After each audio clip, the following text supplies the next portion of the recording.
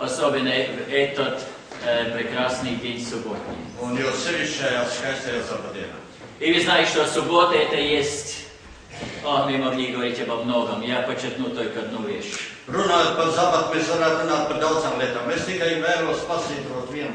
Особенно в последнее время я как-то больше сосредотачиваюсь на один аспект субботы, который очень характерен для еврейского народа. Pēdējā laikā es koncentrējos uz vienu lietu attiecībā uz sabatu, kas ir raksturīgs ebreju tautai. Конечно, в субботу мы не работаем, мы не продаем, мы не идем, не смотрим телевизор, газет не покупаем. Это ясно. Protams, sabatā mēs nestrādājam, neskatāmies televizoru, neejam, neko nepērkam. Tas ir mums zināms. Мы знаем, что Бог благословил, осветил субботу. Mēs zinām, ka Dievs svētīja un iesvētīja sabatu dienu. Также Он сам своим присутствием наполняет этот дворец во времени и от времени. Tāpat viņš ar savu klātbūtni piepilda šo vietu ar laiku pa laikam ar savu. И также мы знаем, что это единственная заповедь, которую сам Господь соблюдает вместе с нами.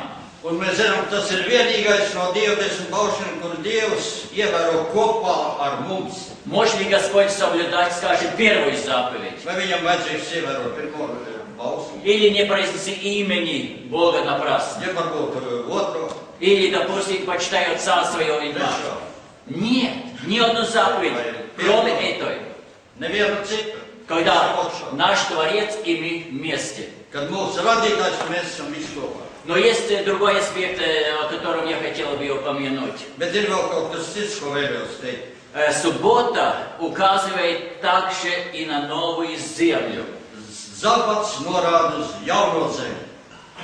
И суть такова, Un būtība tāda, что некоторые, особенно ортодоксально верующие, глубоко верующие евреи, ka ortodoksāli ticīgie ebreji, они говорят, в субботу нам не надо даже молиться о прощении, не надо молиться об исцелениях и тому подобное.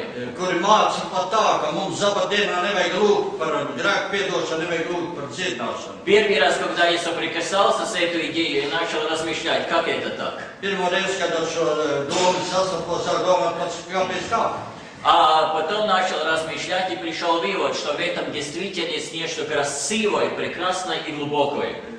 Bet vēlāk sapratu, ka tajā ir ietērpts kaut kas īpašs, skaists un dzīvs. Представьте, суббота – символ новой земли. Iedomājieties, sabats ir jaunās zemes simbols. Все прошло. Viss pagājis. Все страдания, все невзгоды, все неприятности. Visas sāpes, visas nepatikšanas. Мы на новой земле, где совершенная красота, мир, покой, ни болезни, ни больниц, ничего нет. Mēs esam uz jaunās zemes, kur ir pastāvīgs miers, kur nav slimības, nav slimnīcas.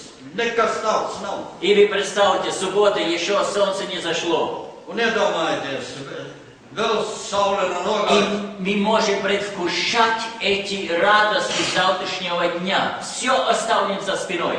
Un mēs varam atstāt visu aiz muguras un jau baudīt nākošās dienas šo skaistumu.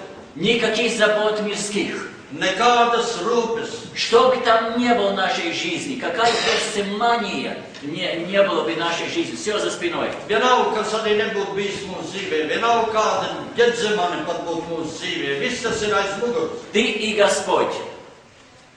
Tikai Dievs. И вы вместе. Чудно. Это чудная глубокая мысль, прекрасная. Brīnišķīga, dziļa. И, конечно, нелегко потом после субботы возвратиться опять в рабочую неделю со всеми проблемами, со всеми вызовами, опять головные боли и тому подобное. Un tāpēc pēc sabata dienas, cik grūti mums atkal jāuzsāk jaunā darba nedēļa ar jaunām rūpēm, ar jauniem